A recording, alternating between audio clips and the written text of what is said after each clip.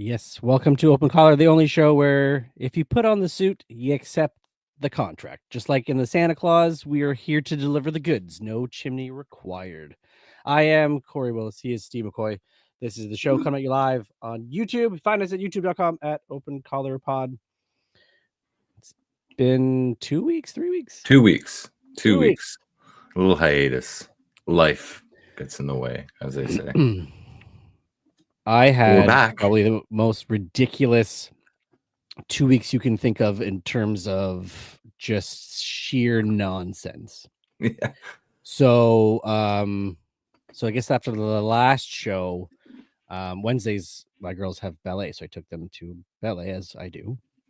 Did a little work in the car. It was before it got cold because weather alert, Right. cold now. We're December. This December. I think we might have even had high teens when you were going we through did. this. So it wasn't too bad, and the sun was not setting before 4:30. So just sat in the car. It had the radio on. Was not in there more than an hour. Get them after their class, come out, unlock the car door, everything lights up, get in the car, turn the key, just click, click, click, click, click, click. And like the radio's going, instrument panels all lit up, everything's going, like everything seems fine, but there's just not enough juice to get the car started. My dad lives about 5 minutes down the road, so I called him. He came over, gave it a jump, get home. I inherited. How long of a drive is it? 10 minutes. And do you have to get on the Queensway to get home? Just down Eagles. Okay. Yeah, because you would want to give your battery a charge. Yeah. So after my grandma passed, I inherited her battery charger. Right. So plug that in. Look, the battery level. Battery level is not at completely dead, just like hovering below the half. So I'm like, okay, so started the car after like half an hour, seemed to be okay. The everything lit up, car started, no problem. It was like just one quick turn. Okay, thinking fine. Go a week to the day, Steve. I'm leaving early to take them to ballet at work. I had just gone out no more than an hour beforehand to get gas. Come back. The car would not start in the work parking lot. Same clicks. The exact same thing. Whole dash all comes on, radio's going, just so not enough. Turn it over. So, again, because ballet's not far, work's not far from home. So Ashley came, boost, go there, go home. And this time when I put it on the charger, it was at the dead. They got the you're fucked level. Yes, exactly. There's battery is brand new. You're fucked. I was at you're fucked. So after my $100 brake job a month ago, now $350 for a battery with labor. How much they are now? Jeez. The battery, the guy told me I got a smoking deal. They discounted the shit out of the battery for me, but still $200 in labor. He might have been like Del Griffiths, just selling you those shower earrings. This is a good deal. Much. And I looked at it, and I priced them out beforehand because my dad and I were talking, thinking just get a battery, and then and like Canadian Tire or whatever was selling them for $200, $250. So I'm thinking it's not the worst thing that I paid that kind of money when I could have spent that kind of almost that close to that money and do it myself and possibly do something wrong. Yeah. So knock on wood, as of today, she's running just fine. It's always though when you need to go somewhere, right, or do something. Yeah. It could in the very short window. Usually drive to the grocery store to pick up milk or eggs or something like that, where if something happens and you kind of have time on your side. No, it's when you're either picking up or dropping off. Yep. Terrible. So the best part is Tuesday, I take the Mrs. car in for her tire change. So we'll see what else comes up. It's just and it's the season, right? This is the season. It is. You already spent enough on the holiday as it is. Now there's more money that somebody wants. Yeah. Don't tell me. Let's not talk about that with Black Friday. Ooh. Yeah. I think I set a record for Black Friday. I think this goes into the nonsense. I was lined up at Best Buy for 8 a.m. before work. Oh, you're like kicking it old school. And I walked in with my receipt from the TV that I had bought on Sunday because my TV broke in the main room. Just screen died on it. Yes, we did talk and to get a refund. So they started their day in the red. because they dropped the price $20 between Sunday and Friday. Yeah, I came out ahead. One for the little guy. Okay, work out of this hole, Best Buy. Yeah, I just picture head office staring at their numbers as it started, and they're like, "Why is store 3578 in the red at 8:02?" This is Black Friday. What the hell? I thought there was gonna be like some agents taking me out. How long were you waiting in line for this to happen? No more than like 3 minutes. Oh my God, this is like the best story of any that you hear Yeah. on Black There was Friday. like 5 people in front of me. They opened the door. They all went into the products. I went left to the cash. They all took a Reggie. You took a Larry. Yeah, No waiting in line. and it's so funny.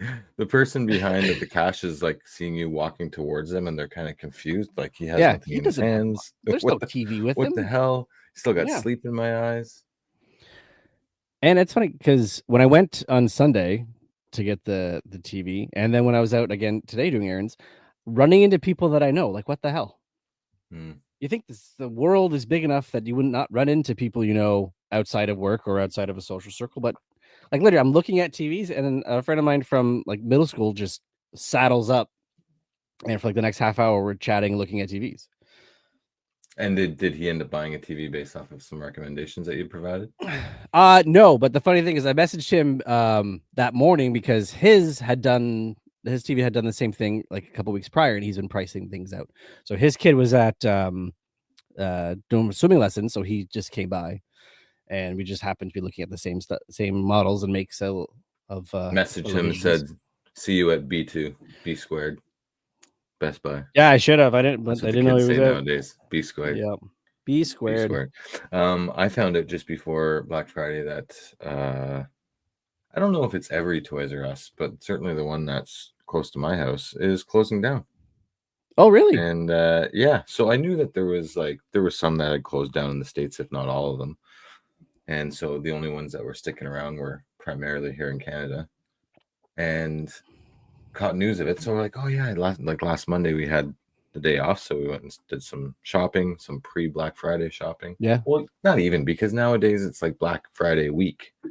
Yeah, not to keep naming Black Friday stores, month. like Walmart's been having Black Friday weeks for the past 4 weeks. Yeah, since August. Yeah. But anyway, you went there and you'd think, okay, maybe there's some deals. But the biggest problem with Toys R Us, and it's probably one of the main reasons why it's not going to survive, is that everything is so overpriced. In my litmus test, the only thing I can compare it to are the Marvel Legends, where at GameStop or online, they're $35 or so, 35 bucks. Well, at Toys R Us, they're like 45, 50. It's like, okay, well, I know why you're closing. We got 10% off. Like your 10% is still more expensive than anyway.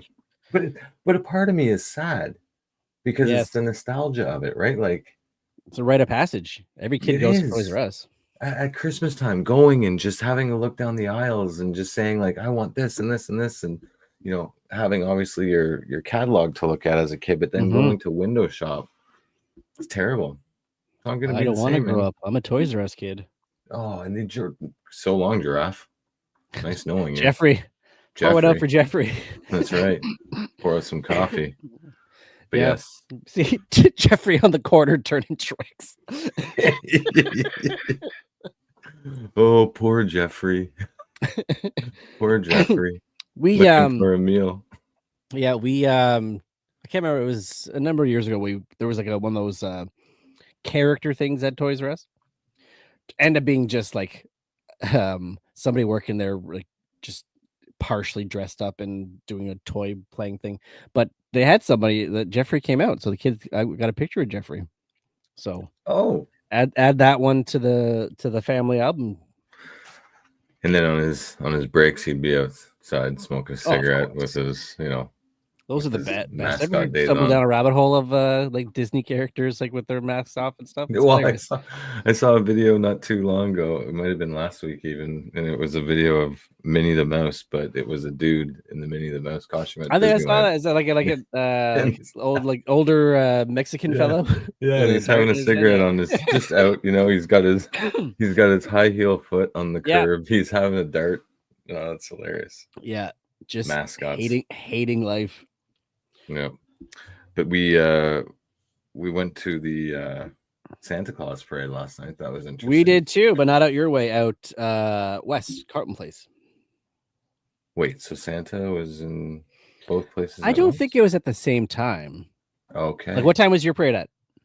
It was supposed to start at 6, started at 6:30, We which kind of started set at the tone for me for the evening. But that's my favorite too. Ours started at 5 and was done by like 6. So 5 easy made would this be the trek amazing. from yeah. Amazing. And that's the way they were going west to east, so it was 100% going your way. There it is. There it is for all you kids listening. Don't mind the swear words. Listen to the message about Santa Claus. So you packed everything but your patience, is what you're telling me. Yes, that's right. Yes, I did. But it wasn't as bad as last year. Last year was terrible. Kids running onto the street, looking to get hurt, apparently. Yeah. Kids, adults not looking after them. It wasn't as bad this time. They ran off. They run off the curb to get candy canes and to high five. Which is what you do. The 51 Grinches that we see in 1 hour. How many? But then they were going back to the curbs after, so it wasn't too bad. Unlike last year, where I got into it with a couple of parents because they were just letting their kids stand in front of Mack trucks in danger. Now, have you guys ever had a during the day parade, or has it always been night? I would like that. So our way our parade works is it's on kind of a main strip down the hill. So unfortunately, I got to go down the hill for us up the hill folk. Yeah, but it's by a roundabout. There's a couple of roundabouts, so people sit on the island of the roundabout or on one side. It kind of goes all the way through, and I'd say it's about at least a 5 kilometer, maybe 4 kilometer stretch. It's nice, but it's always at night. Yeah, I would like to know when that started and whose idea it was to shift all of these, not all, but the majority of the parades from during the day to nighttime. Is it to avoid inconveniencing people? It must be. It has to be. It has to be. Just the volume on the roads, which I'm sure is the same in your neck of the woods during the day, is obviously much higher than at night. So do you have enough policemen to do crowd control and vehicle control? Maybe the taxpayers don't want to pay for the overtime for the police that would need it during the day, even though our taxes and stuff is going up for next year. Thanks, Mayor. But I don't know. It would be nice during the day though. Wham bam, you're done. You're not freezing by the time you're so all the ones around me, so Richmond, Stittsville, now the one at West Carlton Place, I think Almont, they're all at night. The Canada one is during the day. Now they've moved it off any main road. And now it's side street and it goes around and ends at Hazeldean Mall. But like we did that one last year. Couldn't this year just do working and other activities taking up time? So hold on, it goes down side streets, so like rural streets where you could potentially be on your front patio. So it starts off. That would be so awesome. Off Eagleson and literally goes through a subdivision around. Yeah. How awesome would that be? Yeah, and it's not that far from us. It's just again past Hazeldean Road, and so like 5-minute drive. Just you can even be upstairs on the second level if you had one, and it wasn't a bungalow, and you can just watch the window. Yeah, most people you're seeing looking at it like will pull in like the driveway and of I guess friends and people they know there, and they just sit in the end of their driveway and watch the parade as it goes by. Hey, and I'm not one to turn down $1, so I would charge $20 to park in my laneway. No problem. Yeah, why not? I can fit 2 more vehicles in there. That's okay. So that was the candy haul. It was, a handful, maybe. A handful. One of our friend's son was a bit upset by the fact that he wasn't getting any, and he had to be reminded that this is not Halloween. Right. This is Christmas. But it's nice. And it's just, you get into the situations where the people that are handing out, they either stop just before you or they start just after you. And you're like, what the hell? Yeah. You gotta be visible too.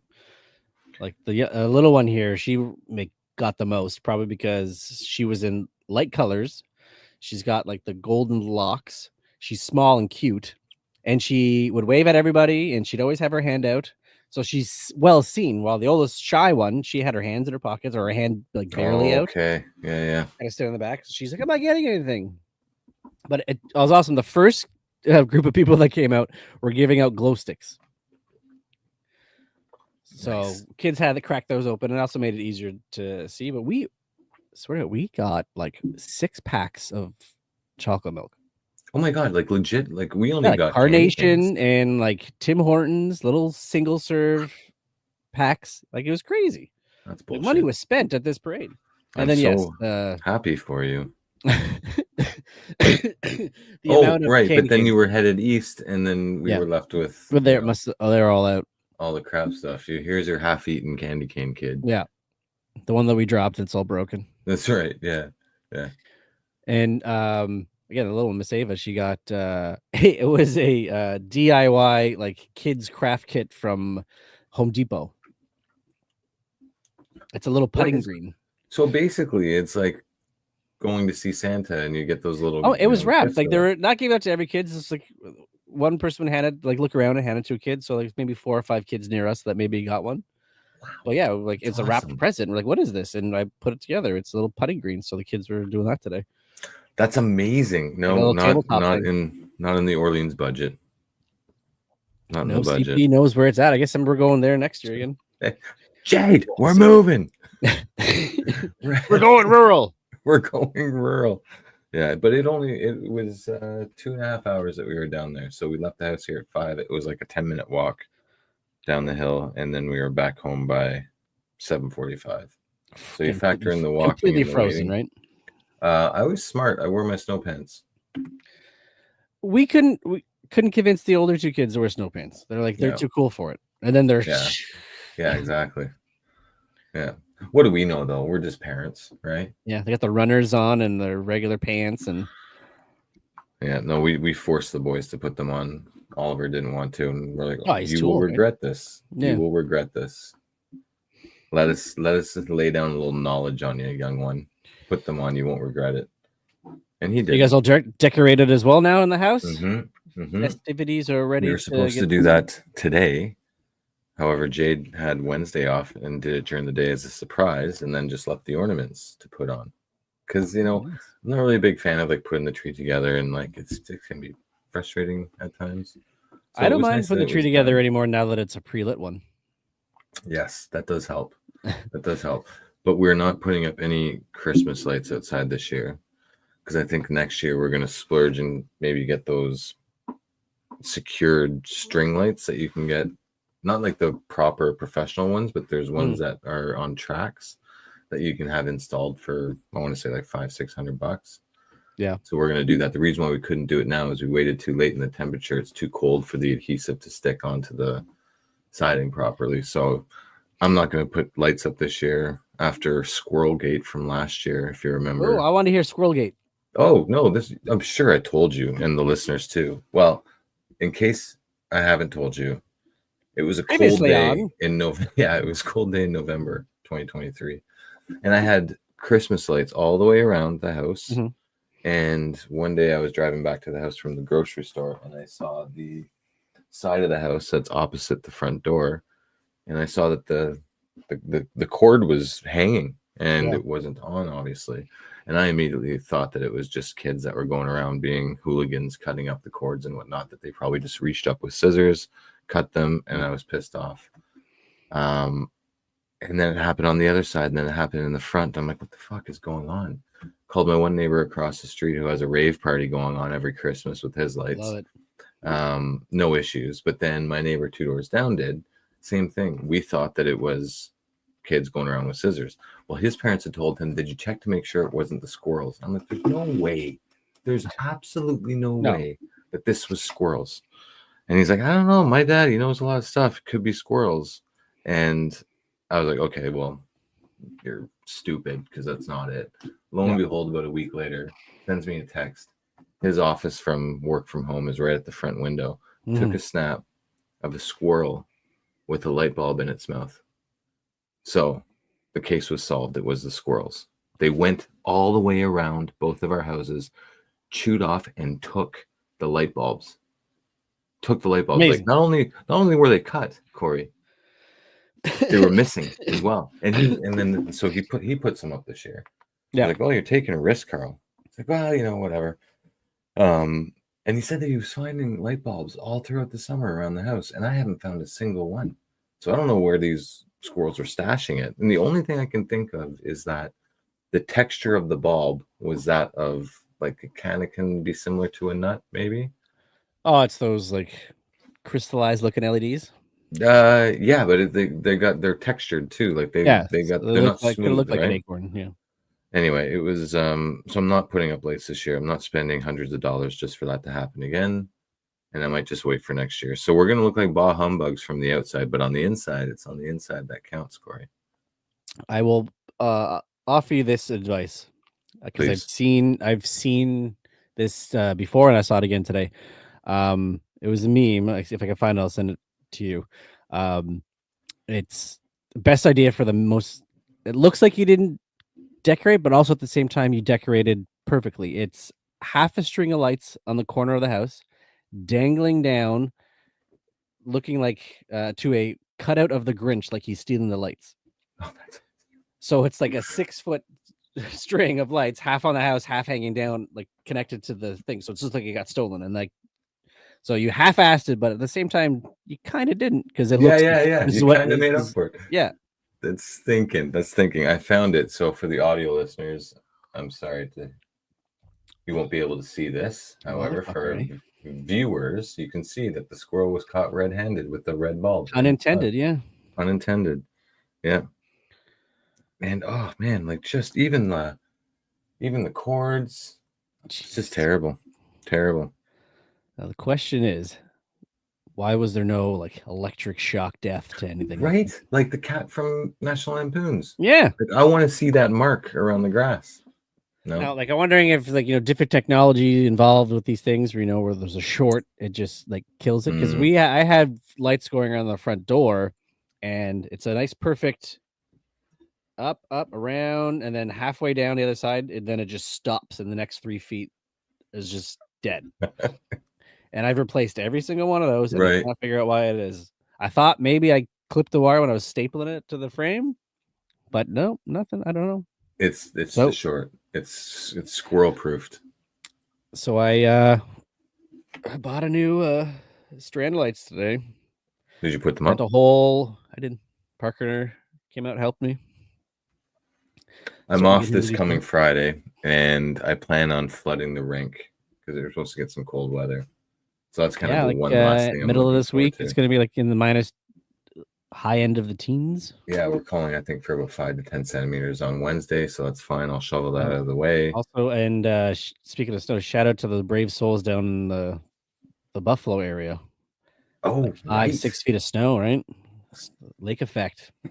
Are you ready for some football? Sheesh. Yeah, Snowball. They're paying helpers though $20 an hour and free food if they help shovel the stadium. And I'm assuming a ticket to the game. Ticket to the game. Yeah. No, maybe not. Maybe not. Get out. You gotta be done before the game starts. Get out. But they're playing. Hey, look at this sports talk. They're playing the San Francisco 49ers. I was about to say Giants, meant baseball. Mine went there. The San Francisco 49ers are playing there. Now, how bad are they going to be not having been used to playing in cold temperatures like that all that often? Similar to the Miami Dolphins when they I was played going to in say the Green Bay on Dolphins, Thursday.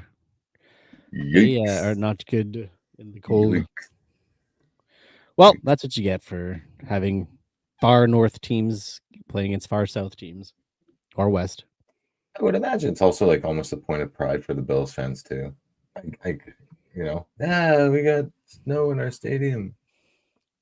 Yeah, well, there was that one year, right, where people were sitting and like they couldn't even get the snow out. There was so much. Pretty sure that was last year and every other they just year. Shoveled like paths into the bleachers, and people just sat in the snow. Just pack it down, sit on it. Yeah. Yeah. No. Why not?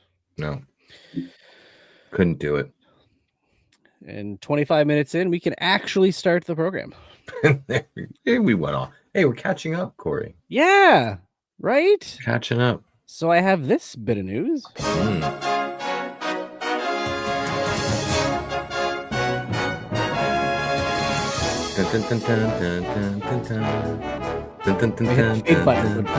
smooth. There it is. Like that was sweet. So yeah, I saw a new movie, and that movie was Gladiator Dose. Ooh, okay. Gladiator 2, The Okay. Streets. Pull up a chair, Steve. Are you a big fan of the Russell Crowe Gladiator? I mean, it's been a minute since I've seen it. I've guaranteed seen it at least 2 or 3 times. That is From what I probably so many times remember. that I've seen it too. Yeah, from what I remember, it was good. 2000, I think it came out, right? So we're coming up to Yeah. almost 25 years on this remake, so or pre-sequel. You may as well call it a remake because it is essentially the same movie. It starts, movie starts just like the original and ends just like the original, Okay. and the middle is different to a degree, but it's also kind of the same. So who plays Maximus? Well, there's no Maximus this What time I around. know. Well, it's not his. It's Maximus is in his name. It's just not his first name. Which again, like I said, it's different but also the same. John Maximus Smith. Pretty much. But Paul Mescal, he plays Lucius. If you remember from the first movie, that was the kid of Connie Nielsen, the boy. Don't remember that. Well, he's the boy. Let me ask you, did you go and see the first one before viewing this one in theaters? I did watch it again. The extended cut, because I forgot I had that one versus the original. So it was a whole lot longer. You went Close deep. to 3 hours. I did, and I'm like, this part doesn't seem all that familiar to me, but I must have seen this before. And then looked at my stuff. Oh, I should know. It's the extended one that I watched. Did it make the movie going experience better for you, would you say? No, because this one is the biggest difference I found with this one, again, and not to say that because I said before it was the same. The most biggest difference is that it's less about the drama as it is more of an action movie. Oh, that's good. So like there's like the stuff, that ties into the first one and characters that carry over and themes that carry over, but it's more the focus is on the gladiator spectacle than it is about the politics and Well, yeah, and like it wasn't the first one, it was about the love story between Maximus and like it's the revenge tale. His kid and his wife get killed when he wants to retire, and yes. The father, who was the emperor, gets taken out by the son because the son is jealous that his sister, who he's in love with, loves Maximus, and then the dad also loves Maximus because he's like the son he never had, and his real son's a letdown. So it's all that kind of stuff. The Joaquin Phoenix character. But this is a lot of action and with Denzel being Denzel, like Denzel is in all his movies. Does he do his Denzelianisms? Oh yeah. He is not playing a character. He is playing Denzel. That's right. He's the only dude in the movie with no accent. So it's like all these guys talking British, and then there's Denzel being American. Yeah, that's right. Yeah, you motherfucker. But it's funny, like, because we're at the point now in movies and TV where almost everybody in a movie now is tied to a comic book property. So who's in this movie? Pedro Pascal. So here's Reed Richards. Here's hardworking Pedro Pascal. Yeah. Here's freaking Mando. Here's Buddy from Last of Us. And he's also working with Joseph Quinn, who's going to be the new Johnny Storm. So you're getting 2/4 of Is that the image that you shared for the viewers? Was that Johnny Quinn? That picture? No, that's Paul Mescal. That's the main actor. Oh, right. Okay. Yeah. Okay. No, Joseph Quinn is one of the Emperor's brothers this time around. Well, maybe there'll be like some tie-in multiverse, maybe. This is actually the Marvel 1402. So this one, it's not as long. It's 2.5 hours. Okay. But like there's nothing so long. If you like Gladiator, you're gonna like this. Don't expect it to be as good because it's not. Yeah. Again, a lot of rehashing, a lot of double crossing and stuff in it. They had before. But I definitely recommend, if it's been a minute since you saw the first one, watch this one just again because we have 3 characters, well, not central to the plot. Sorry, 2 of the 3 are not central. The one is the main focus. But all right, if you have that fresh in your mind, you're going to pick up this go around. So, is the original and the new movie okay for an 8-year-old, or is the gore just too much? pretty violent. Yeah, I figured as much. Okay, There is some decapitations going on. Whoa, yeah, I guess it is of its time. So, off with his head, or as Denzel would say, off with your motherfucking head. I wish. Right? Gladiator ain't got nothing on me. Nothing on me. When was the last time you watched Training Day? I saw it on TV, not in its entirety, but it was on TV. I want to say it was like 3-4 months ago. Yeah, and I think I watched it the same day. Yeah, and it was on a weekend, and it might have been like the last maybe 45 minutes to an hour. Like he wasn't like, I think Ethan Hawke was still just riding around with him.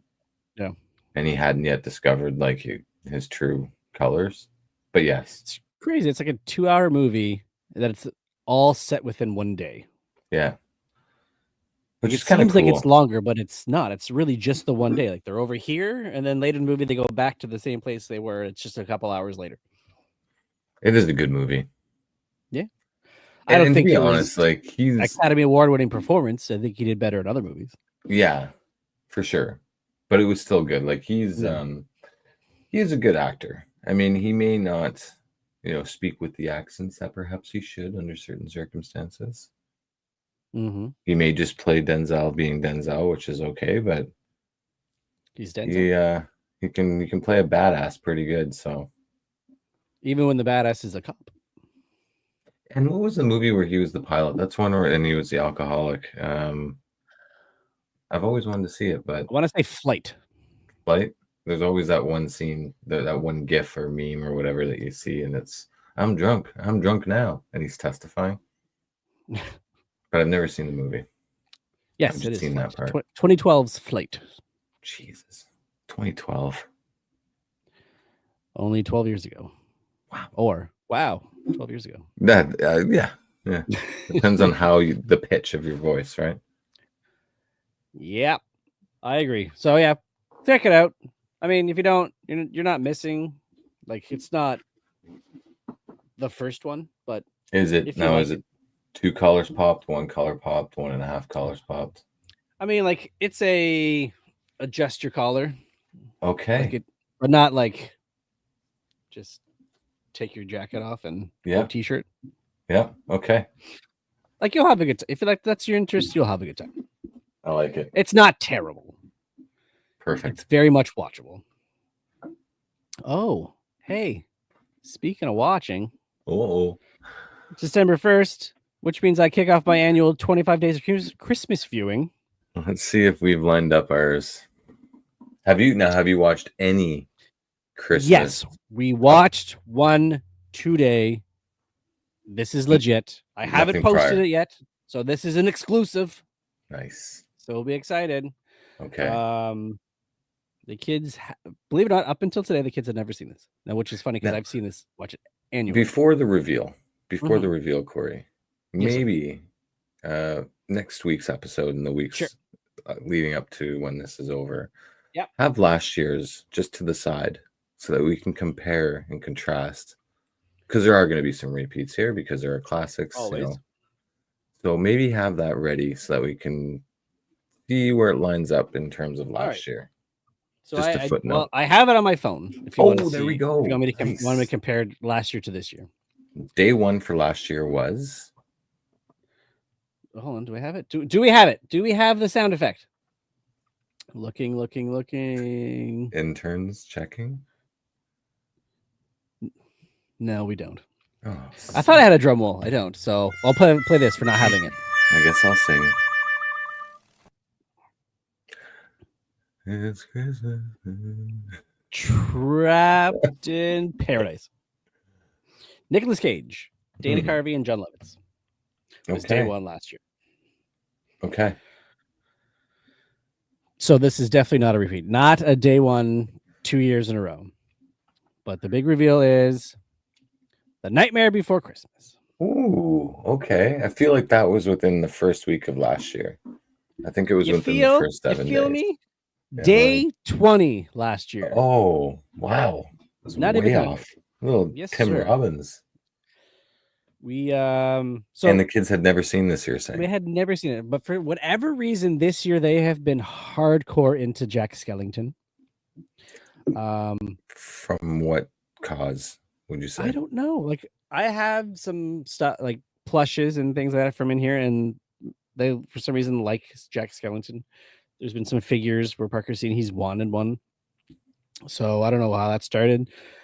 I've been bugging them since Halloween, saying this is the best movie for them to watch because it's both a Halloween and a Christmas movie. So like they've been wanting to get, inflatables outside for Christmas. That's Jack Skellington. They wanted to get For Halloween or standees that for are Jack. Christmas? Well, I guess it's Either interchangeable. one. The beauty of it, Corey. Yeah. So this year we put on, so that's what we watched today. Have I seen this movie? Survey says no. I have not seen this movie. So much. I was going to say this. So much so they're into it that I busted this guy out and we read this earlier. Oh, there you go. Book. Yes. Is the book a straight adaptation of the movie? It's the other way around. The book was first. Tim Burton wrote the story before they made it into a movie, and no, they expanded upon the movie a lot. Sorry, expanded upon the book a lot in the movie, which is something you don't hear all that often. Usually, they cut pieces out of the book when it comes to a movie. I think, but I guess that's the power of animation.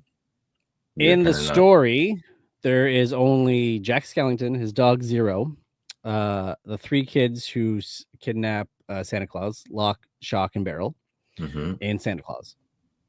That's it. And the movie has he's got a love interest. It's got whole townspeople for Halloween Town.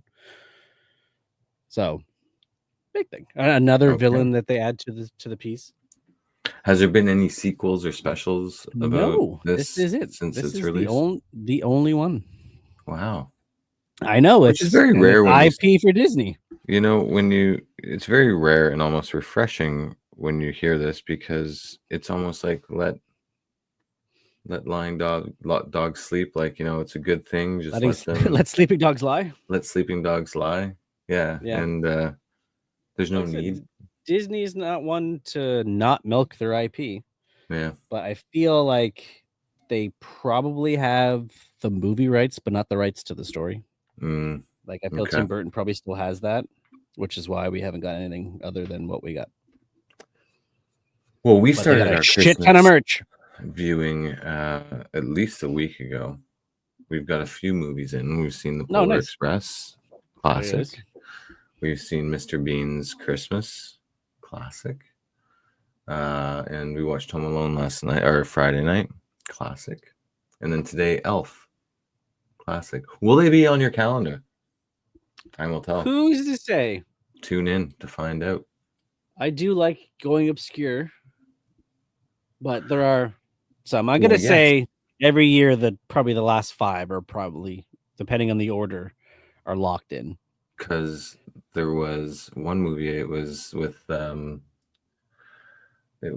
what is his name in Stranger Things, and he's Marvel's Red Guardian, David Archer. Oh yeah, Violent Night. David Harbour, yeah. David also have Prometheus on there. Yes, you did. That's right.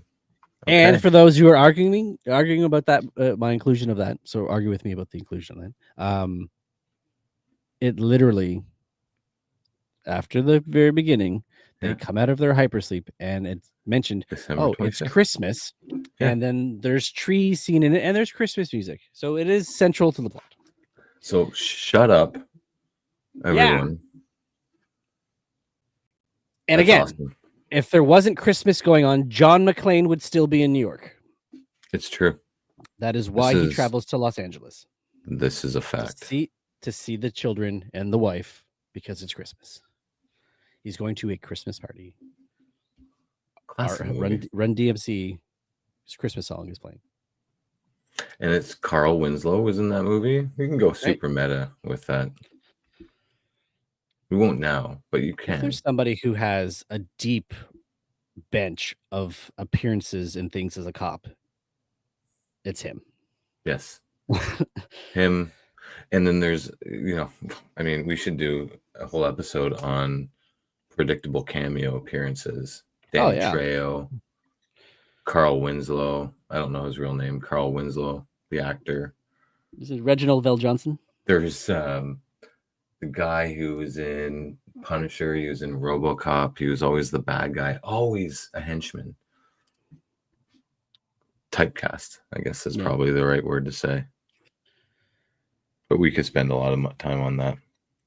Excellent. So you're watching. You could probably spend an entire episode on Danny Trejo roles in movies where he's named after a weapon. Could you? Not just Machete. You probably could. Oh yeah, I think almost every role he plays in a Robert Rodriguez movie, he's named after some sort of, I think, knife or Machete. Yeah, Machete. I'll have to get the interns to compile the list for us. The other one, Miguel Ferrer, always a bad guy. Always a bad guy. He was bad guy in Blank Check. He was always typecast that one. He was the vice president, but then also a bad guy in Iron Man 3. And he was in that very short-lived 2007 remake of Bionic Woman. It was lasted like 3 episodes. Who are you? Well, you've got $50 million of equipment in you, so I guess I'm your landlord. Amazing. And then she gets all on him. Anyway. Cameos. Christmas cameos. That'll be a fun little nugget. But since we're talking Christmas off the bring, so we're going to be doing our wish list this year. Different themed things on it. Stuff we got, stuff we wanted, stuff we didn't want, stuff we never got. Yep. And I also have compiled a list, so it's not a Florida man, but we will do a trivia to see what you can figure out of top selling toys for X year that I bring up. Oh. Which was the toy of that year. This is why Christmas is my favorite time of year. First, you have a little thing we're going to go into. So let me just cue up the intro. In the vast world of pop culture, movies, TV shows, and characters are not always what they seem. Some are beloved, others controversial, and a few downright guilty. These are their stories. Still have that book sitting here, the one I showed you, the Winter Soldier. Ooh. I've been still hitting Brian Michael Bendis' New Avengers era hard, which I'm a prosecutor right now, so I can't talk about those things, Cory. Hey. Court is in session. Order. There'll be order in this collar court. Do I kick it off? Okay. You know what? For those that are new to the show, I know I've talked about this fine podcast with a couple of colleagues, and I know that they've been catching up on episodes. So if they're listening, Keith, welcome. Send those questions in. Leave those comments on the YouTubes. Jeez, this here segment is pick up that name you dropped. This here segment is called Law and Collar. Right. Where one of us, I'll put that back up, will go to court to either defend our client or to prosecute the accused. We'll provide facts, we'll provide opinion, and we'll try to sway the jury into our position. And if we're the prosecutors, the burden falls on me, which is that's what I'm doing today. The burden falls on me to prove beyond a reasonable doubt that the reason why 12 men and women on the jury will decide the fate of my argument. This is Law and Collar. Am I going right into it? Are you ready? Yeah, do it. Now I'm presenting 4 exhibits. So I want to ask you, Judge Bulis, do you want to break for recess after each exhibit and review these exhibits? We're going to have to sequester the jury and order lunch. Or do we wait until the end? I'll let you. You know what? You throw that gavel down. You let me know. Ladies and gentlemen of the jury, before we delve into the heart of the matter, let's take a moment to at least acknowledge the accused, which is the holiday classic Jingle All the Way. Released on November 22nd, 1996, and directed by Brian Levant.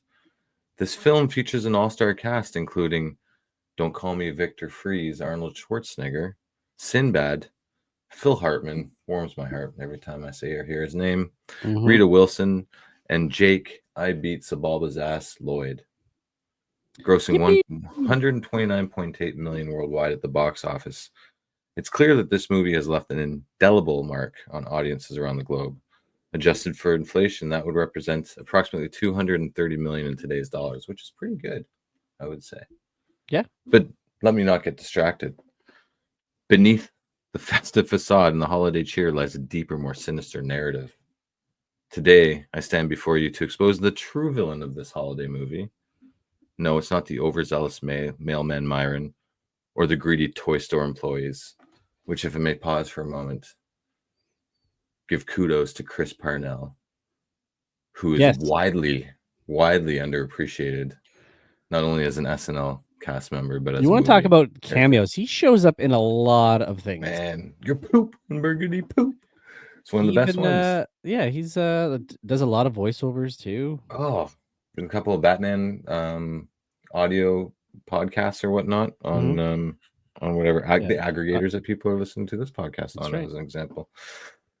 I digress. The real villain is none other than Howard Langston, played by Arnold Schwarzenegger. Ooh. Order. I'll present to you 4 exhibits today, ladies and gentlemen, and through those exhibits, I will prove my case. Exhibit A, the neglectful parenting of Howard Langston. He is the epitome of a neglectful father. He misses his son's karate class right from the start. Hey, he saw him get blue belt. Yeah, it is true. Forgets important family events and tries to make it up with material goods. But instead of spending quality time with his family, he thinks a last-minute desperate hunt for some Turbo Man doll will solve all of his problems. Newsflash, Howard. Newsflash. You can't buy your way out of bad parenting. It's ingrained in your DNA. This is akin to Homer Simpson trying to fix his mistakes with a donut. It's a temporary solution to a much larger, deeper problem. Ooh. Homer Exhibit B. Judge, can I approach the bench? I'll allow it. Will you let me continue? Will you let me continue with my exhibits? Yes, but let's game over. Nice. Exhibit B. Reckless behavior. Throughout the movie, Howard engages in a series of reckless and dangerous behaviors. He fights other desperate parents, causes chaos in this toy store, and even gets into a physical altercation with a reindeer. Yes, ladies and gentlemen, a reindeer. His actions put himself and others at risks, all in the name of a toy. A toy. Had he planned early enough, he could have had said toy. This is not the behavior of a hero, but of a man who has lost all sense of reason. It's like Harvey Dent, who started with noble intentions, but spiraled into chaos and danger, forever scarred by his actions. Exhibit C, moral corruption. Howard's journey is a descent into moral corruption. He lies, cheats, and steals to get his hands on the Turbo Man doll. He even impersonates a police officer at one point. Can you believe, ladies and gentlemen, someone impersonating those that are charged to protect you? This is not the kind of role model we want for our children. Howard's actions teach us that it's okay to break the law and compromise our values as long as we get what we want in the end. And I stand before you today to say, no, that is not how you do that. It's reminiscent of Tony Stark's Iron Man 2, where his ego and desperation lead him down a path of questionable ethics.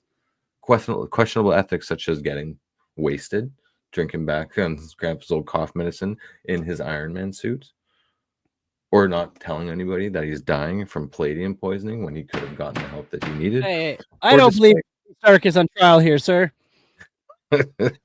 I digress, Your Honor, I digress. Exhibit D, the real message. The true message of Jingle All the Way is not about the spirit of Christmas or the importance of family. It's about the lengths to which one man will go to cover up his shortcomings. Howard Langston is a cautionary tale of what happens when we prioritize materialism over genuine human connection. This is similar to the lesson in The Mandalorian, where the pursuit of personal gain often leads to moral decay and professional ruin. So, ladies and gentlemen, I urge you to see through the festive facade and recognize Howard Langston for what he truly is, the real villain of Jingle All the Way. Let's not let his biceps and his charming accent distract you from the truth. Stay focused. This holiday season, instead of getting caught up in the turbo madness, let's focus on the real challenge, surviving the holidays while being able to say Merry Christmas without being judged. I rest my case, Your Honor. Where's your pen or your mic? You didn't drop it. I guess it's set on the table. There we go. So we're holding the burden of proof is on his innocence or his guilt, not on, commercialism and how addicted to Turbo Man his actual son is with respect to the TV show, the cereal, the pajamas, the lunchbox, everything, X, Y, and Z. You're my favorite. Are you wanting to say that you would not do the same for your kids? No, I would prepare and plan. No, let's listen. Take the lawyer hat off. We're not for a mom second. here. Mom's the one that prepares and gets everything all in order. We're the ones. There are times where I've scrambled, but not to the extent of this. Definitely not to the extent of this. That's when I come in with the pivot. And make sure you make all this clear because they could be watching. Yes, it's true. That year that he wanted Batman, but instead he got Bartman. Close. I'm gonna let her off, but he got it. Right, Oliver? I'd go. Don't Bartman. unsubscribe. There's nothing wrong with Bartman. Come on, Bartman. No, it's pretty good though. It's a good movie. I remember. See, when it came out, when did it come out? In 1996 or 97? 96. I was 16 years old. We really didn't get a lot of superhero movies. No. Then you got some Batmans, for sure. We got some TMNTs. But I think they pulled a page from Batman's movies when he was dressed up as Turbo Man. Mm-hmm. He looked like proper, it might as well have been the same costume designer that did the suits for Batman. Yeah. The nipple suit kind of thing. Well, I'd say that too. It's you also didn't get what you're hammered over the head with every other Christmas movie is the sentimentality of the holiday. The whole idea of a perfect Christmas is a family Christmas, right? This was literally for boys is you want to get your kid the thing that they want the most, right? You want to be the hero to your child by making sure they get the thing that's going to make them the happiest because they're kids. Kids will not learn the lesson of family and stuff until later. When family starts to go away. Yeah, when family starts to go away, or when you're noticing that you're not with your family nearly as much as you used to be because you have activities, you have a social life. So yeah, this was this was us. This is what we did. We wanted that toy for Christmas, and I'm sure our parents went through hoops and went through hell to try to get it for us, which we will then talk about later. We'll talk about the shit that we didn't get growing up. Yeah, that's right. Yeah. Imagine being one of those kids of that age when you wanted to get the Tickle Me Elmo in that year. What was it, 1994 or something like that? And it doesn't matter. You were screwed. Mm-hmm. You were screwed. No preparation could have. The Mexican Turbo Man. That's right. Yeah. You just pull the string. Nice cameo though by Bull in this movie, if you remember. Richard, what is it? Richard Mall? Bull from Night Court. That's right. And he was the main villain with the brain, the exposed brain. Dementor? The mentor, yeah. Yeah. Anyway, Howard, you are the villain. Case closed. Brings my record to 2-0 on Lawn Caller. I'm the judge. Yeah, now. No, he's definitely he doesn't do himself any favors through that, right? And then the stinger at the end, which was originally released post credits, long before post credits was really a thing, and then now with the DVD and later ones they move it up. He never got anything for his wife either. Oh, ooh, that's not good. There's your smoking gun right there. There's the smoking gun right there. That's right. He's not just an absent-minded father, also a shitty husband. Hold on a second. There was a scene after the credits in this movie. Mm-hmm. They're celebrating Christmas, and then they're the kids look at the tree and everything, and the wife is just gushing over all the hard work he did trying to get the toy, and then she goes, "That makes me wonder, what did you get me?" And then the camera pans in, and he has a shock face like he did before with the reveal. I don't remember this. You, sir, should be hitting YouTube after this. I will. And while you're on there again, that's to your point, right? There was no such thing as a after credit scene or after movie scene at all. Yeah. So you wouldn't even. That's why you didn't know. But I think if you watch it on TV now, they move it up to like basically right when he's getting carted away and stuff, and waving, it fades into that.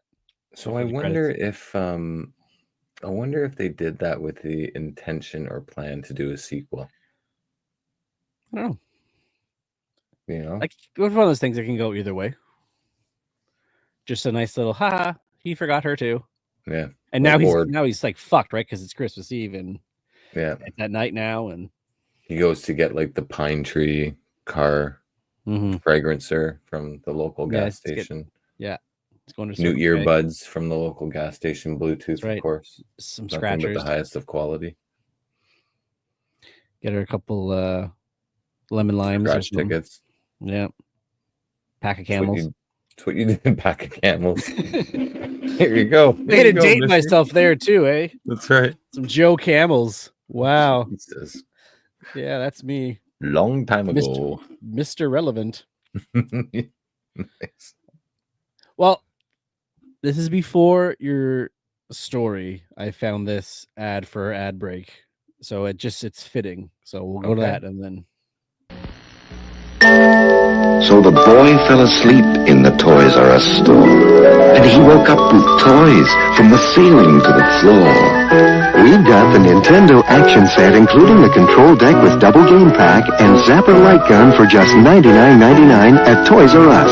And we have all the hottest game cartridges at great everyday low prices. Love growing up with my Toys R Us kid. Toys R Us. You'll never outgrow us. But we'll outgrow you. But we will outgrow you. Yeah. I think we all did outgrow Toys R Us. Oh, man. And you see that was pre-Mike Tyson law issues. Because it was Mike Tyson's Punch Out, not just Nintendo's Punch Out. Funny. Crazy. You know, like, kids just don't know.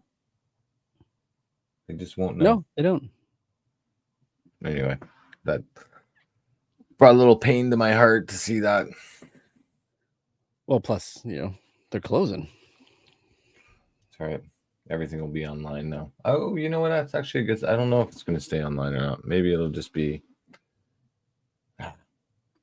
That's either here or there. We'll figure it out. They'll figure it out. Something. Of course. Alrighty, let's geek news it up.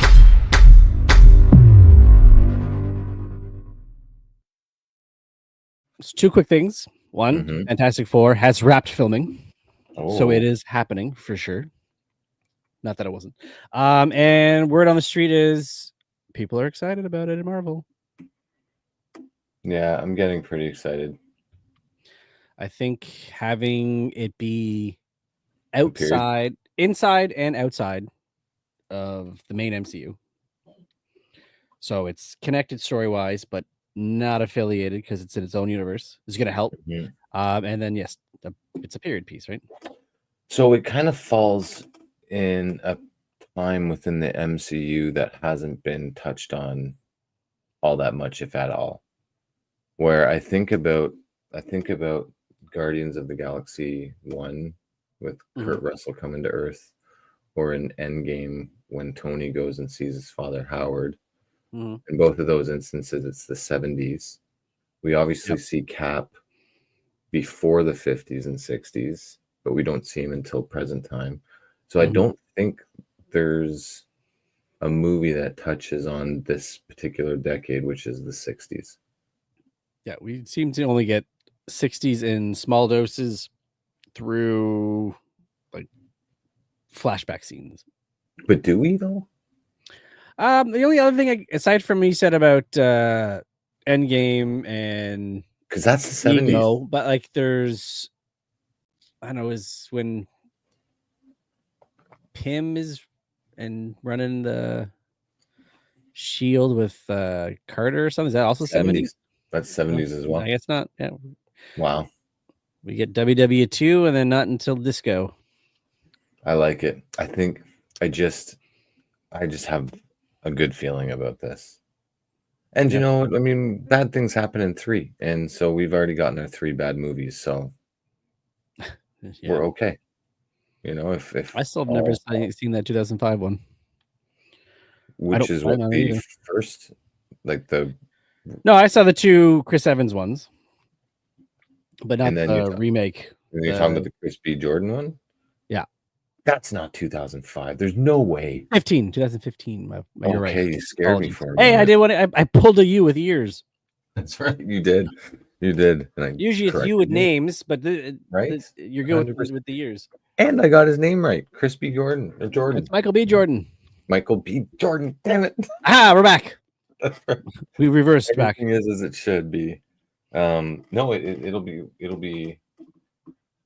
I say this every time, Corey, but I might just watch the first trailer and then do it for real-time reactions on this here fine podcast. Aside from that, though, I might try and stop it. They're saying good things about Superman too. Superman as well, not Superman 2. Superman as well through their testing. But I know, according to James Gunn, he's not happy with the trailer that's supposed to be coming out. He says it's not up to where he wants it to be. So they're recutting that. The trailer is supposed to be released with Super Bowl, I think. And if that's I heard that, I've also heard it's supposed to come out. What's the big Christmas release? Grey Cup. No, I meant movies. No. Not Sonic. There's another one supposed to be coming out around Christmas that they think is like the big one that there's going to be tapped to. Oh yeah, don't a lot of like Oscar movies come out around this time? So I'm not sure what that movie would be. Let me look. But yeah, it'll be good. I so badly want him to be the maker eventually and not be like this the go-to Reed Richards. Like obviously this is not the 616 family. This will be some other universe. And that he becomes Mufasa. Oh, right, the live action one. Okay. Live action. Is that the big one though? Is that the Well, it's Disney, so what you're hanging your hat on? Well, you're Craven. Right. So there we go. And Sonic, I think, are the 3 big ones over Christmas. You got to put your money on Disney, though. Disney's probably gonna of those 3. Yeah, but then I'm thinking, would Disney let its competitor have a trailer? If people are like, don't forget, we live in an age where people will spend good money to go see a movie just for the trailer and walk out. Is that a thing, or am I just overthinking it? Like, is that a thing where like? I think, if I remember correctly, I don't remember the movie itself, but there was when the first teaser came out for Phantom Menace, people did that. They bought just to see it, then walk out. That's stupid. Depending on what the movie was. That's Star Wars fans. That's right. Yeah. Camping out to get tickets to 10 Things I Hate About You or something like that. There's probably we're I think 10 years now released from the first teaser trailer for The Force Awakens. Right. It was December 2024. We need another reason to think about time. Yeah. Right? That movie came out Christmas of 2020 or 2015. I remember that, though. I remember watching that trailer the first time and being beyond excited. I'm like, holy shit, it's not green screen. Yeah. We're getting practical effects, guys. My employer, actually, I was in a different role at that time, but they took the whole department to the opening. Nice. Premiere of that. It was obviously on a Friday of whatever day in December in 2015, and we had a private viewing at like 8 a.m. It was awesome. It was awesome. Yeah, I think even back then you couldn't reserve seats. Like you can buy tickets in advance, but you couldn't pick your own seats then. How we've come a long time ago. How we've come along. Mm-hmm. I can't imagine what it's like or what it was like even not picking seats now. Like lining up. You get your movie at 7. You're lining up at 5 outside the theater. Would the seats still be on the tickets? You just wouldn't pre-pick them. Showtime. You have to go in and find a seat. Oh wow! Crazy. You would walk in, stand at the VOM, and look up and go, "There's 2 there." and then you'd Yeah. Yeah. Ah, Kids don't know the struggle, right? Kids don't know the struggle struggle. back in the day. If you had Yeah. like anxiety for picking seats or just picking parking spots or tables at a restaurant like I do, all of the above, this was like a brutal 30 seconds of my movie experience was going into the bomb and being like, Like I don't think we can sit together. we're standing. Yeah. You We're gotta sit in the standing. front. Hey, or I just go into an empty theater and pick row number 1 just because I can't think properly. I was thinking too, like as a kid going to movies, the theaters themselves, and by theater I mean the screens, not the building, were Right. not big. So sitting in the front was not a big deal. But now, like to sit in the front, you're like half laying down. But no one No. sits there anymore. Like that's always empty. There was a movie that I went to within the last 10 years where we were in the second. It must have been like a Marvel movie or something. Oh, you know what it was? Because Jade came. It was not the Beyond the Spider-Verse, Across the Spider-Verse. What was the first one? Across? First one was Into the Spider-Verse. Into the Spider-Verse. It Second one was Into the- Across. Yeah, it was one of those two that we saw, and we were like not the first row, but we were like second or third, where it was like kind of like at the. It must be like the Orb from Vegas. How did the kids do in that one? They were fine. We took knowledge. obviously Across the Spider-Verse, which is like a 2.5-hour movie. Yeah. And like we watched Nightmare Before Christmas Day, which is an hour and a half, and he got bored. But no, just sat there, eyes glued the entire time. Well, yeah, they're 2.5 basically hours. in the movie pretty much. Yeah, like that was like the. For some reason, the Miles Morales movie seemed to be his jam. That and the Sonic movies. Like, You know what though? It's not hard to believe if you think about the cinematography of those. yeah, if you do it Miles right, movies. kids will sit there. Like it's a comic book visualized. Yeah. Fonts, the sounds, the speed, the going back and forth, even like the surprises and the not the leaks, but the aha moments. They make it like you're reading a comic book where you don't know until you turn the page. Yeah. And they're able to do that on a screen, which is incredible. Which is funny because when Ang Lee tried to do that stuff in Hulk, people were like, "This is fucking stupid." No, but the problem with that though was because he was trying to do it with a serious tone to it. No, I can understand that, but I can remember like there's literally scenes where like Eric Bana. They're showing like a helicopter flying, and it's in 3 different spots from different angles to give you the impression that it's like what you're seeing on the comic book page. And I remember being in the theater, people were like, "What the fuck is what? Which one do I look at?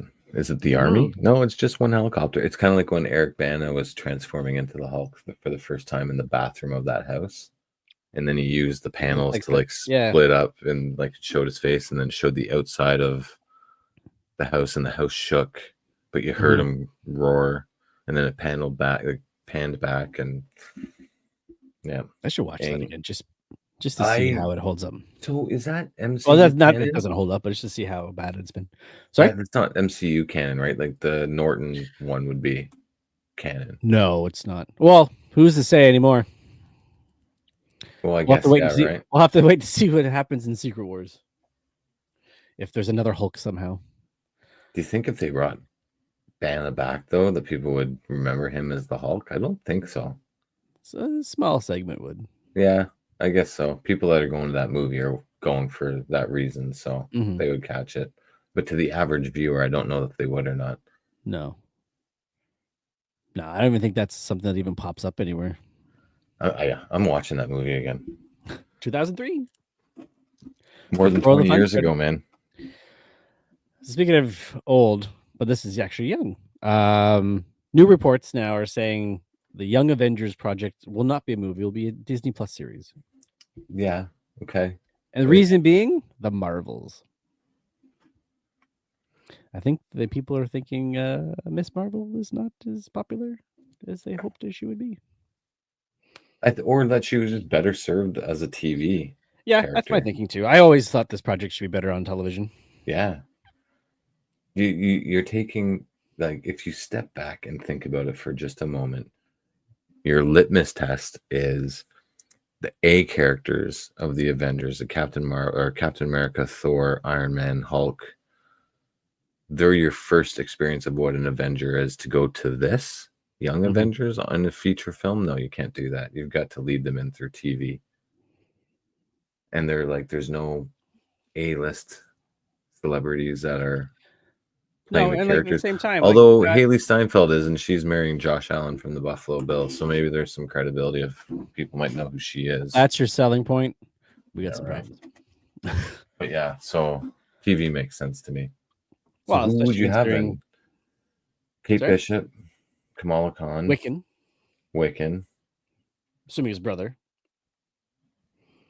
Yeah. 4. Yeah, from Falcon and Winter Soldier, there's Patriot. The first Captain America's grandson, Patriot.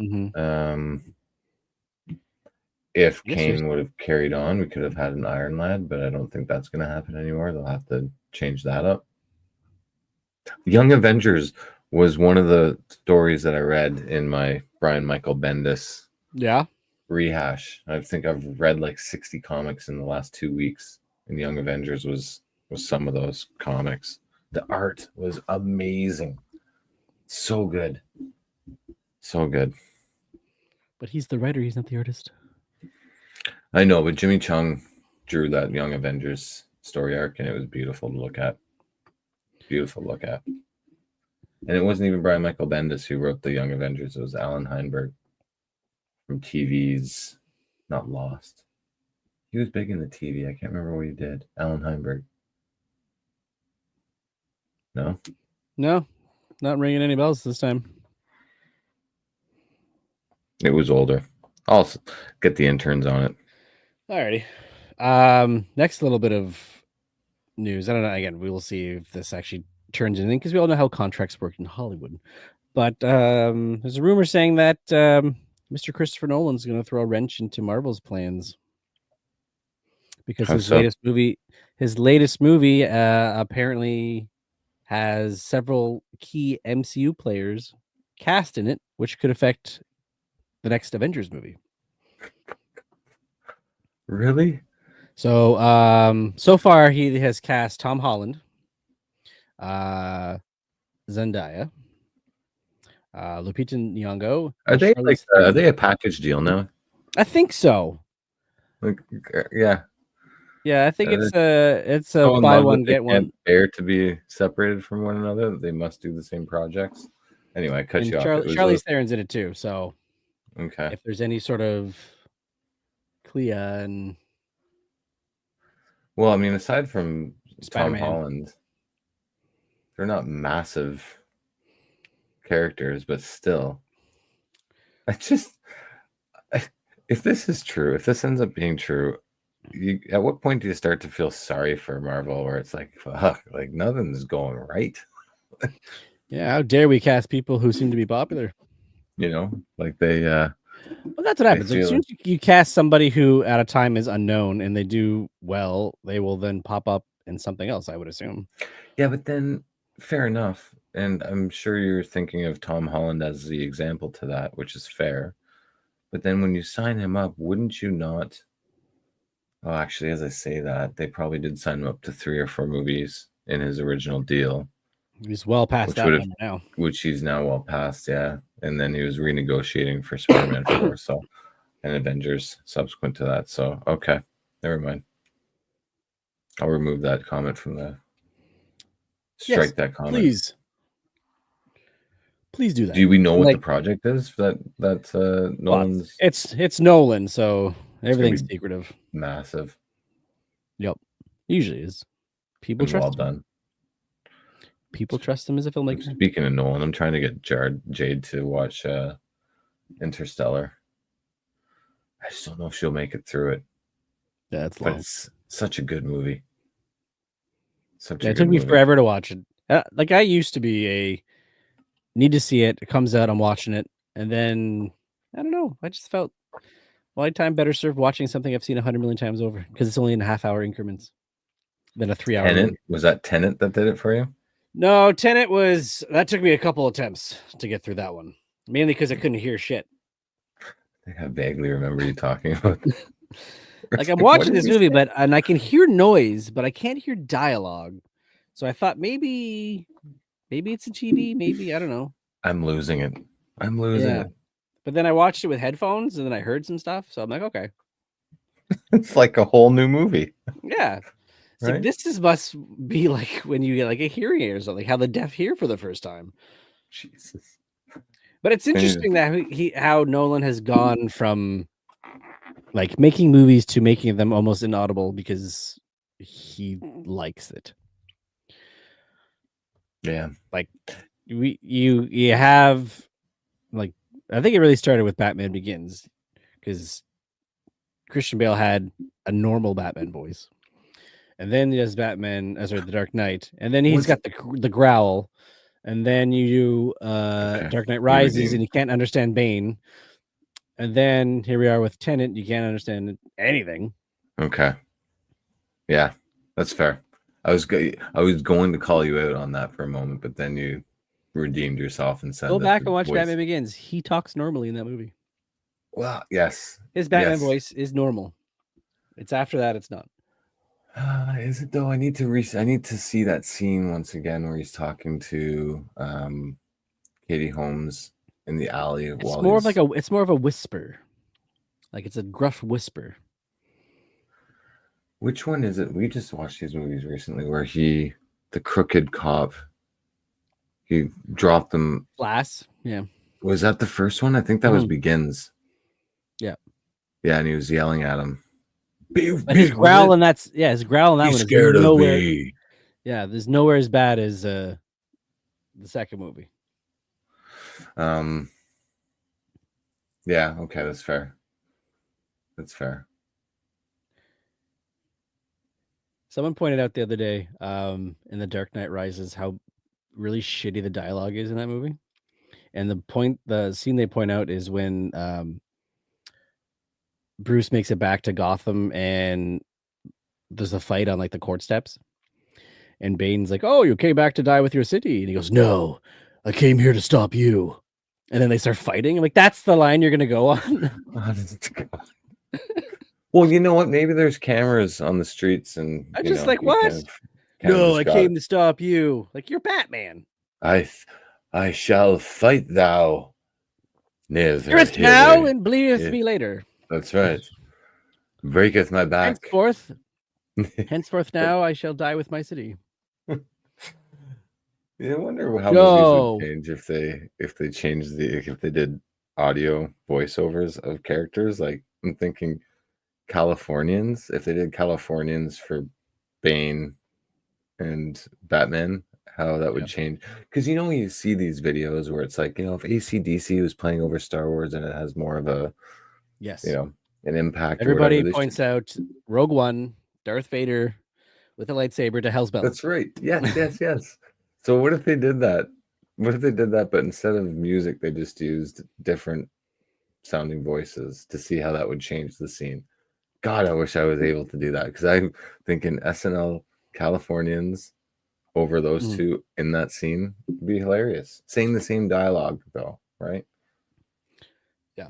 I should send you well, it's like with X-Men The Last Stand. Remember like before that, like when internet was just starting to become a thing, there was that clip going around, I'm the Juggernaut bitch. Yeah. Yeah, so like it's like the cartoon and somebody's just dubbing over all the dialogue. And That's right. There's Yeah. I should send this to you. There's an account like pops up from time to time on Instagram. And what he does recaps of the old Ninja Turtles cartoon. But he's like cool. clearly like talking just like street slang the whole time. Oh, it's hilarious. And he talks over the characters. Yeah, talks over it. So it's like a recap of the show, and it's just it's hilarious. I'll send it to you. But he does it in today's slang. Yeah. It's Skibbity Ohio Riz. Actually, kid, it's almost exactly how it goes. And I think the account is Black Jesus. That's so. I'll look it up. I'll send it to you. Yes, please do. It is worth it. There's quite a few laughs watching those. Please do. That's awesome. Shit, I had one more thing. Oh yes, Masters of the Universe. Did you hear who was cast in Masters of the Universe I did. as I can't remember. our man at arms. Yeah, Idris Man-at-Arms. Elba, motherfucker. That's right. That is brilliant casting. Yeah, I'm okay with that. I will take Idris in anything except for the Suicide Squad. Yeah. So that's shaping up then, because they've got not Tila, but they've got Tila's cast, Evelyn's cast, and now Men at Arms. Do you have any idea who would be a good choice for He-Man? Which Goldilocks would be? Well, it's hard to say because like the casting, like Idris is older, obviously. Yeah, but but then like Alison Brie is Evelyn and Camila Mendez, they're younger. Mm-hmm. So I don't know. It's hard to say. They'll probably, obviously, I'm gonna say they're gonna go unknown because that's just the easiest way to go. You know, it's funny you say that because I was going to agree with you and add to that by saying this is a property that's a perfect opportunity to kind of usher in that next generation of action figures. Like I'm thinking, you know, you think of like Chris Hemsworth as Thor, that ushered in his career. No one really knew who he was aside from like Australian soaps and like movies from Down Under. That's right. And that was what 2009 or 2010 that Thor came out, somewhere around then. But you can't have him be He-Man now because he's just aged out of that role. So now here's a perfect opportunity to bring in someone unknown to take on that role. That could be, you know, someone that's an action figure or an action hero, pardon me, for movies going forward for at least a decade or so. I felt like that took a long time to say. So what you're saying is go unknown. Go unknown. That's right. Go unknown, which is not a bad thing. No, it's like the opposite of what they're doing with Voltron over at Amazon.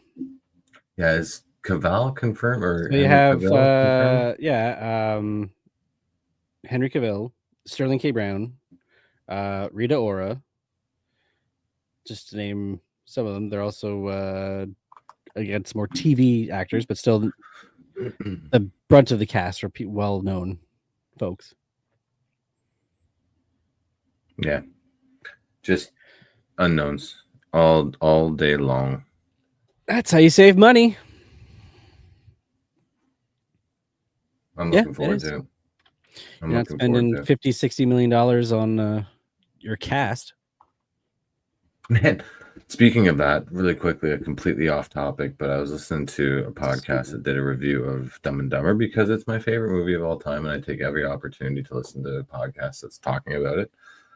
And I found out that it was made on a budget of $17 million, and Jim Carrey's salary for that movie was $7 million of that $17 million. And Jeff Daniels, they paid him $50,000 for his role. Yeah, almost. I think it's like almost scale, right? Like insane. Yeah. And the Carrey and Daniels were not the first choice for Lloyd and Harry. No, sir. In fact, do you know who it was? I do. Okay, go ahead.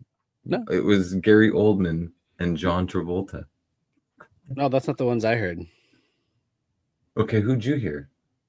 One was Steve Martin and Martin Short. That's right. That was the other one. So it was Gary Oldman and John Travolta. They rejected it, and then they went to Steve Martin and Martin Short. Actually, no, sorry. There was competing thoughts. So the writer and then the executive producers each had one pair in mind, and the other had the other pair. So whoever that was, someone thought it was those two, which. Well, how old would they have been? Probably in their 50s or 60s. I don't know if they could have pulled it off in the 90s. Like they're comedic geniuses, don't get me wrong, but I think for that type of movie, I think you could have gotten, it wouldn't have been as big, but I still think you would have got a decent movie out of those two. Oh, for sure. But I think you would have probably sacrificed it more than a few scenes. We're probably talking closer to like Father of the Bride than like Three Amigos. But that would have been Fifth Element, Gary Oldman, and Look Who's Talking, John Travolta, about give or take a couple of years. Oh yeah, it would have been just before Pulp Fiction. Just before Pulp Fiction. So it also came out in 94. Coming hot off the heels of Face Off, I think, too, that year. So I don't know. I think everything was meant to happen for a reason. Yeah, I don't put John Travolta up in the comedic jobs. No. Like his best comedic movies aren't even really comedies, like Get Shorty.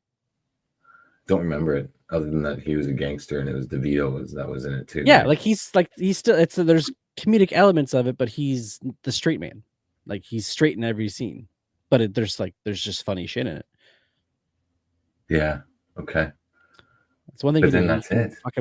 He can play a cool guy, but he can't play like dumb. No. Like unless he's doing Vinny Barbarino. Yeah, he'd be too old for that though. Yeah, of course.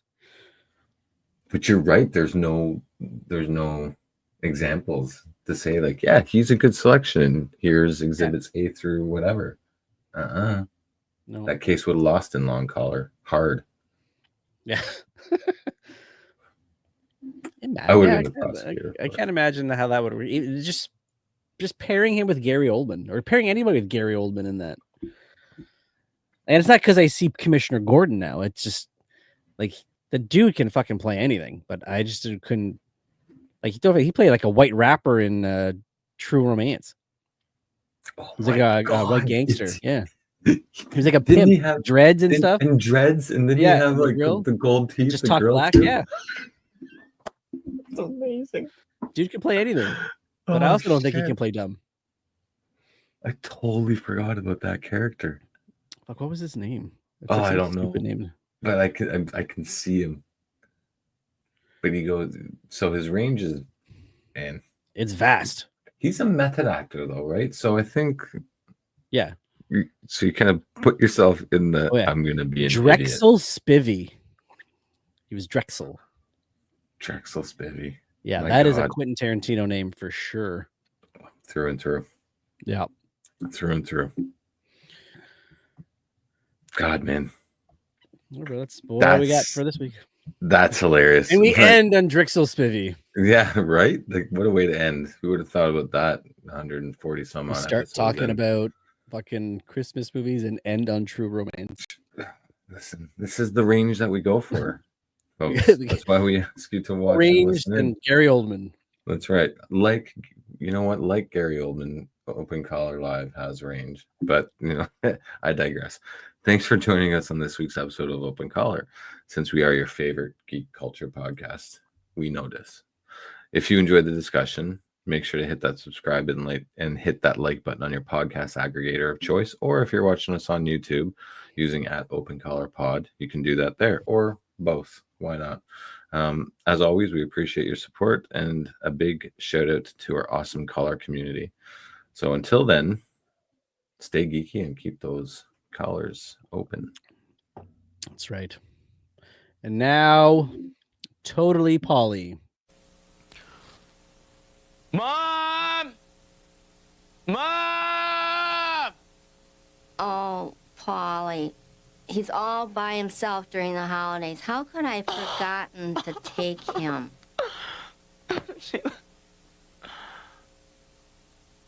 I'm home alone.